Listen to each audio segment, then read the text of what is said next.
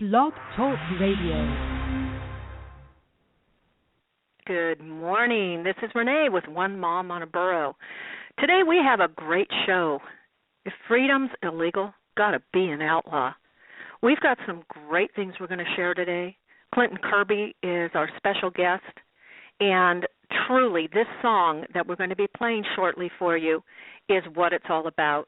First, I'm going to bring in a special man that I've known because of the Patriot movement and have met at Bundy Ranch, actually, a man who spends a lot of his time being an outlaw for our liberties, exactly what Clinton wrote this song about. I asked Clinton to write this song for the show this last year, and boy, he stepped it up and did just an outstanding job. But for now, let me first bring in Jason Patrick. Hey, Jason, George Clooney, or as I refer to you now with all the stuff you've gone through, the Dennis the Menace of the Patriot movement. Dear, it doesn't seem like you can go anywhere that you don't end up in handcuffs for all the wrong reasons but doing the right thing. Yeah, living free is dangerous in America anymore, for sure. Yeah. Good to be on your show this morning. How are you? Oh, I'm doing good. I'd be doing better if we didn't have to worry so much about people like yourself and Clinton and myself out there just getting the truth and talking about our liberties. So, you know, it really has become, if freedom's illegal, we've got to be an outlaw. And you were the perfect co-host for this show, and we're going to get into more of what things have happened to you as well because, you know, just briefly, give us your last ridiculous arrest, and then I'm going to bring Clinton in to share his work. What was the last time? Just give us the last one, because, I mean, we've got a few to come from with you, but give us the last one, and then we're going to go ahead and listen to Clinton's song, and then we're going to bring him in. The last time I was arrested, I was detained in a courtroom. I was there basically as a journalist to cover another person whose rights were being sort of tramped on, and the judge held me in his courtroom for contempt because I was holding my phone in an awkward way. They believed that they believed I was recording in the courtroom, which with freedom being illegal, I guess that's an attainable offense, and I wasn't. And so they held me for about 4 hours until the judge heard. They appointed me a lawyer, whether I wanted him or not, to speak for me. It was sort of chaotic. But that's the last time I was detained. But just recently, I was at a Seattle Seahawks playoff game, standing with a Marine during the third quarter outside with nobody but security outside, and I guess one of us said the F word and got approached by security, and I just asked, well, is there a list of words? She says, in the ticket you're not allowed to use vulgarity. So is there a list of words that we can or can't say? And they said, well, why are you hassling us? I said, I'm not hassling you. I was standing here minding my own business. I'm trying to figure out how to get you to stop hassling me. Well, needless to say, they called police, who then asked me what the problem was. There's no problem. I was standing here minding my own business. And they wanted to see my ID, which I didn't have my passport with me, but my driver's license, as we would say, is expired, or the one I'm carrying anyway. And so because of that, I could no longer be in the state because I didn't have my permit, right? That would be my permit to stay, a valid driver's license. So I'm not permitted to live free because my ID, right, is expired. So I don't actually exist. I have to go. You don't exist because your permit's expired. So that was. And that's exactly what this show is about, and exactly what we're going to talk about with Clinton. So let me play his song. I'm going to put you on hold again, Jason, and as soon as the song is over, I'm going to bring you back in. But Clinton, I see you in the queue.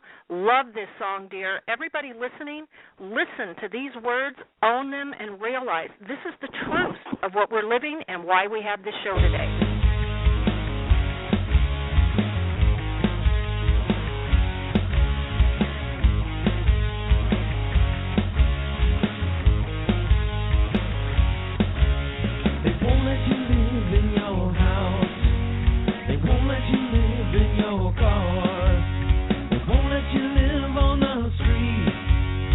Won't let you camp in the park. They're taking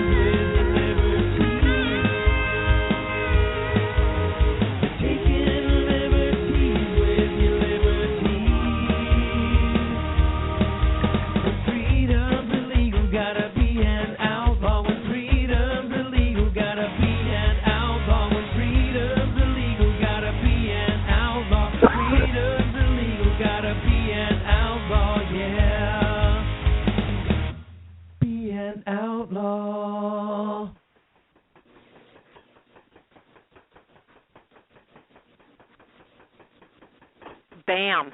Boy, Clinton, you nailed it. Good morning, Clinton Kirby, and welcome to One Mom on a Borough with Rene and Jason Patrick, our Outlaw Patriot.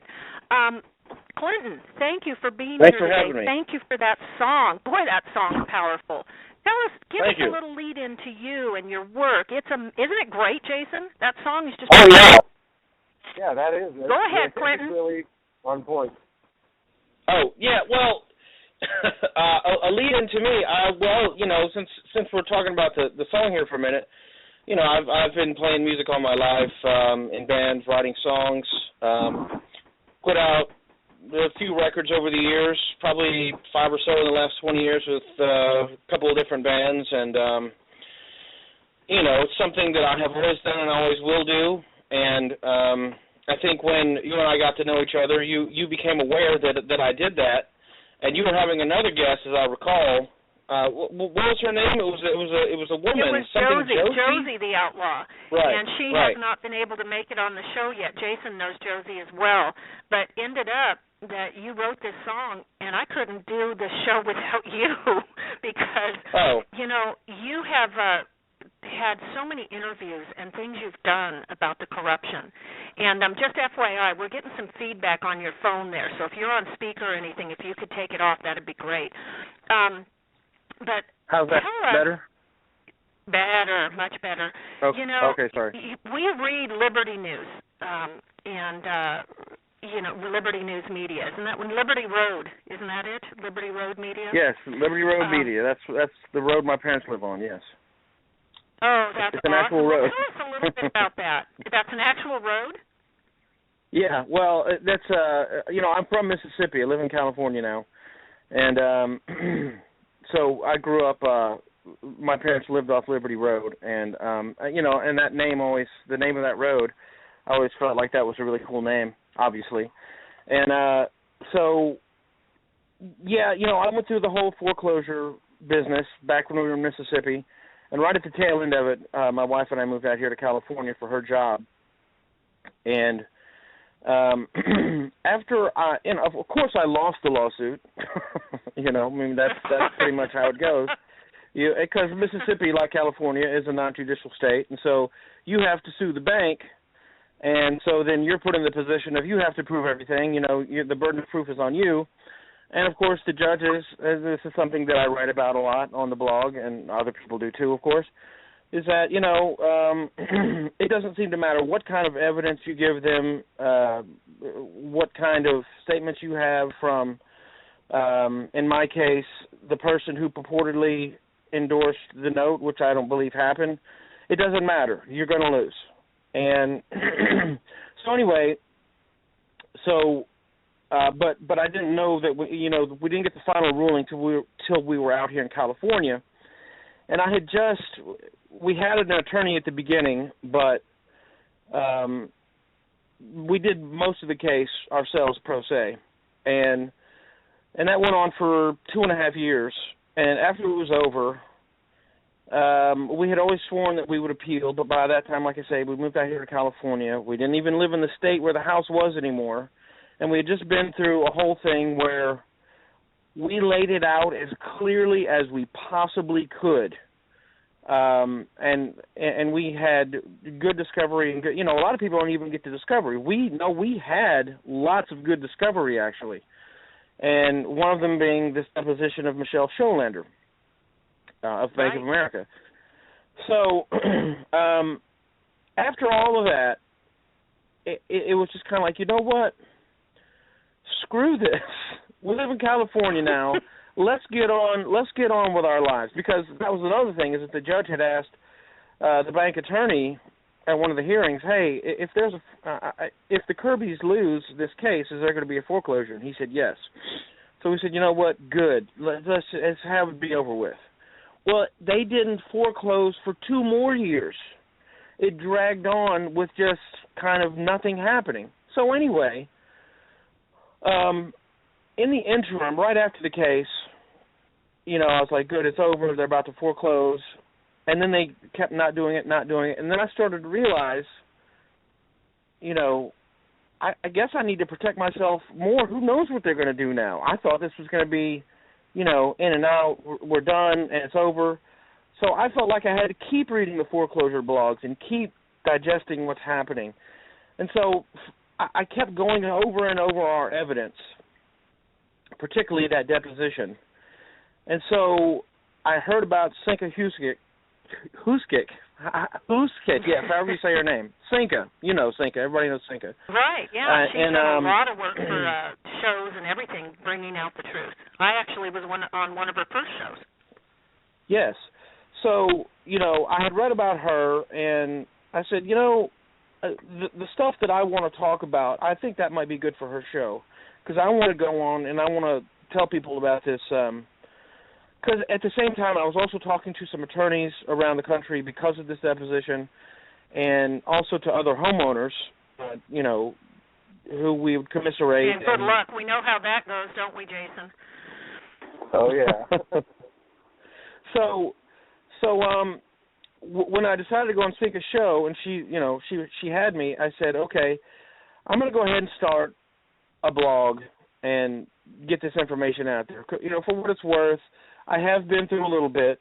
I know a little bit about this stuff, and so with what I do know, and I've been a freelance writer since 1998. Wrote for the newspaper back in Mississippi, and some other entertainment. Doing record reviews and that kind of thing for other local papers.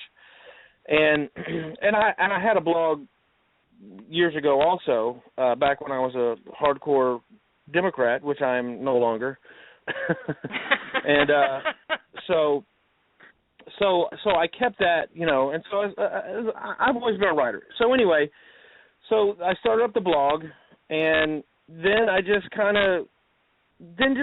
things started happening. People would contact me and say, hey, would you like to talk to so-and-so? Could you talk to so-and-so? And so that's how some of these stories started coming up, like the Mary McCulley interview. A friend of mine, actually the co-writer on the story, Glenn Augenstein, he was somehow involved in the whole thing. And, the thing is that he and Mary are both from Kentucky. She's sitting in jail right now. Yes. On unfounded charges. Does she even have charges against her? We don't know. That happens so often. But, what she was charged with, we know she didn't do. So, it gets to the point where she even pled guilty before there were even charges. A year and a half ago, I know she was presented with a plea, and the judge even said at that time, that, Ms. McCulley, you don't even have charges in front of you. And she took the plea. Right. And then that's what happens. Well, you take a plea with no knowledge, and then they create one that's going to throw your butt in jail. Never plead. Well, yes, I think what Jason is saying, I think is true. It certainly gives you gives strength to that notion. Don't plead, because one thing is the reason that she pled was because she was led to believe. Well, she was given bad advice. She was given bad advice, and she shouldn't have taken it. She was also led to believe that if she pled, she would not have to go to jail. Exactly. On a side note, Rene, that I've been in court 3 times. I still have 2 pending, and I told the attorney all 3 times, I don't care if they're offering the death penalty and the plea means I get to go home today. I'm not pleading. I will not plead. I don't care what the charges are. I don't care what. It's all bullcrap, and the plea is just an illusion to keep up the bullcrap. And it works very, very well. But I told them 3 times. If my charges come with the death penalty, which they don't, but if they do, even if they raise them to the death penalty, I still will fight. We are fighting no matter what to the end. But see, in all my cases that I've fought so far, the charges are dropped. Why? Because there is no evidence. The plea is the only thing the state has. They have to get you to plead. Right. Clinton, now you've also had many other stories that go to this same thing. You've been really brought to the forefront of the foreclosure world in blogs because many people know you now. You're in many circles. You're Howard Graber. The Grabers are just wonderful people. He's disabled. They were yanked out of their home, and now there's proof. Didn't the sheriff even get sanctioned or something lately for doing this kind of behavior on the Grabers? I'm not sure that he did. That's what they've been working towards. The thing about the Grabers is, and I haven't talked to Howard.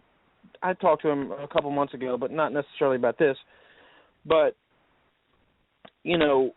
for years they kept trying to put him in jail, and actually I think it was about a year ago he had a big hearing. He and Novalee both had a big hearing, and Howard, my understanding was, his condition is such that he can't even make it through the hearing, without doctors having to be called in. So the idea of putting this man in jail, it would kill him, essentially. And I hope he doesn't mind me saying that, but, the Grabers, when you read that story, because that gets to a whole nother thing I think that you and I have talked about before, which is this idea of, false records and, of course, titles to property, which, when I went out on that drive-by that you mentioned there. Oh, yeah, and thank you for that. For those listening, just know Clinton did a drive-by for me on a property that's laundered millions of dollars using my identity bastardized on the back side. It looks like a beautiful equestrian estate from the air via the Trulia Redfin sites. But what is it really like, Clinton, when you went out there? What did that property, did it have an equestrian, all the trees and everything? What did it really look like? Well, I couldn't tell much from the road, but you could tell, what I could tell was that it was big. There were a couple of houses on there, like a main house and then a secondary house, and it turns out, pictures that I found online, recent pictures. I mean, this was a year or two ago that I did that, right? Right. And recent pictures taken around that time that I found online revealed it to be, I thought, a very nice place. There in the middle of the desert. So exactly. But when you click in, it disappears to dirt. It's as if they're using a different property, and then when you actually click in, it's dirt in a mobile home, which is interesting. Right. Because the address that you gave me to look up, kind of, yes, it was. It doesn't match. If you know how when they put addresses, there's some logic to it, and so if the address that you gave me, the area where it would have fallen, when you go by all the other addresses, yes, there's nothing there. Now that's what they're laundering. That's what they're laundering the funds through. They're actually creating a property, and that happens all the time. And that's where we know these are the outlaws. These are the true outlaws of our nation. You talk to the Grabers. You talk to people all the time, Clinton. You're sharing their news. You're sharing their stories.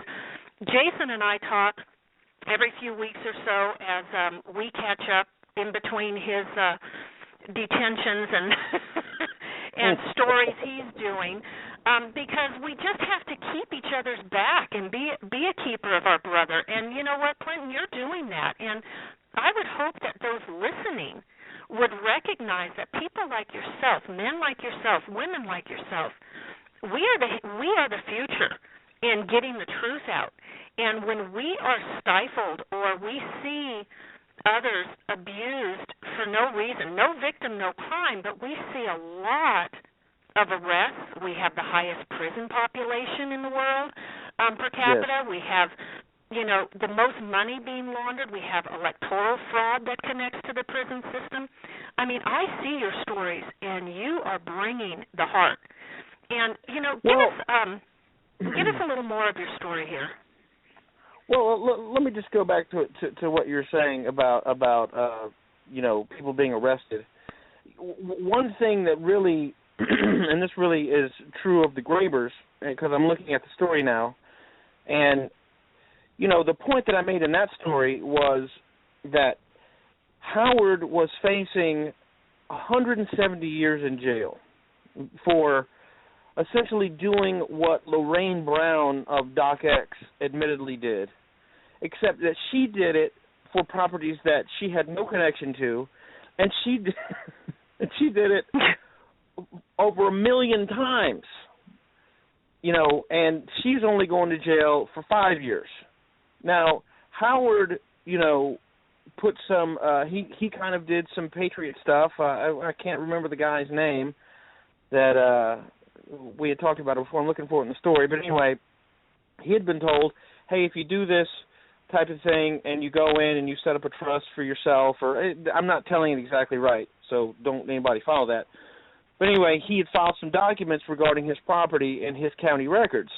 And that's what they're trying to throw him in jail for. That's what the charges add up to, is 170 years for doing it one time on his house. Meanwhile, Lorraine Brown does it 1 million times, and she gets 5 years. I mean, that's the kind of thing. And just to interject here, what he did, because I know I just went through in November with Anthony Williams. I have new documents filed on my home that are lawful. It's a contract that actually we had. You'll love this, Jason. I thought of you. I wish you were with me filming that day, because we did get it on film, but you'd have done a much better job.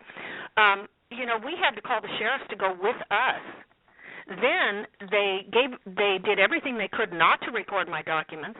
Then it went through the legal team, the counsel at Orange County Records, where they had to release it for recording because there was nothing unlawful about it. Now, this is what's happening. We are being put to task for our own homes. We are being put to task to fix and correct the fraud that we're being presented with. And yet the very crooks, 5 years for, millions of dollars, and she probably has to pay back maybe $20,000. Think about it. Right. How much money she has hidden somewhere. She's got to have it hidden somewhere, because that's a lot of money being made.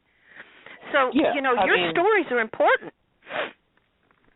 Well, I appreciate that, and I do the best I can, and I try to, but my problem is, I do run into a problem. The problem is a lot of people that I want to talk to, and there's one person in particular who I won't name names, but this person is like a lot of others.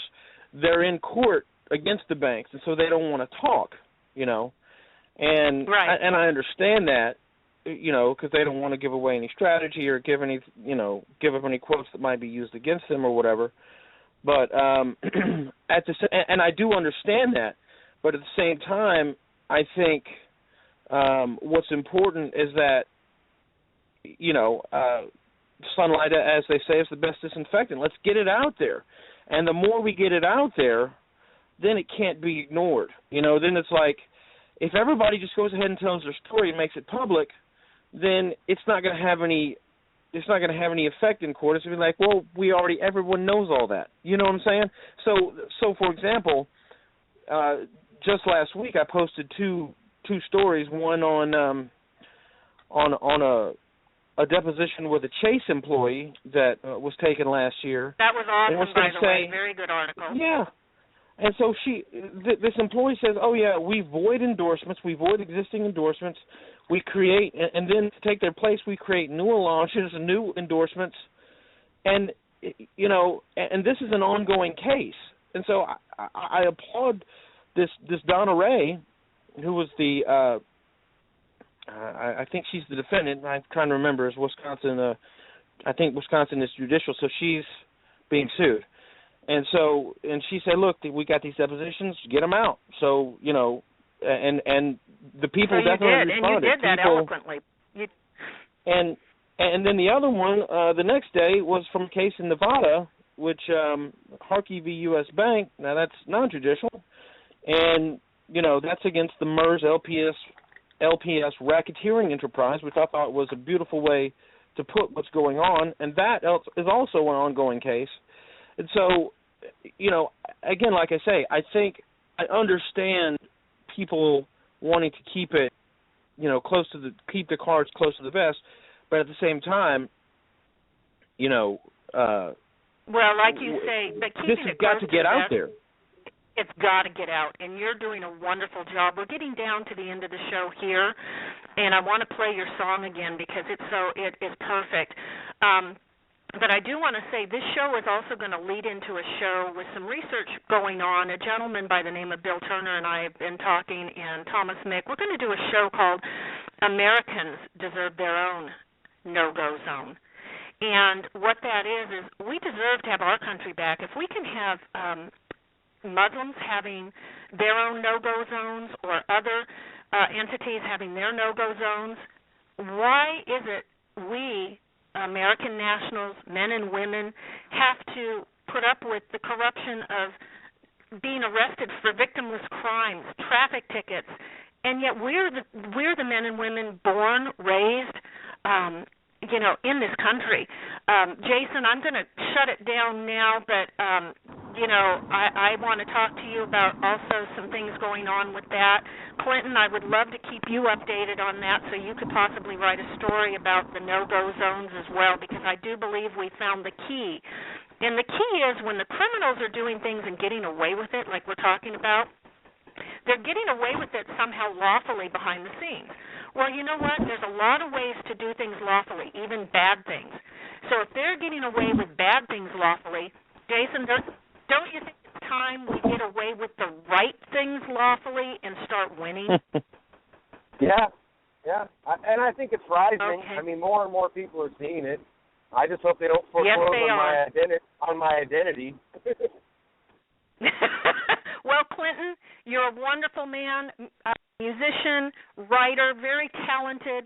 Liberty Road, you grew up on Liberty Road, and guess what? We're going to take that road back to liberty. Thank you, sir, for your time today. Thank you, Rene. Thanks, and here Jason. comes your song. Keep Have a great right. day, you two. All right, you too, Rene.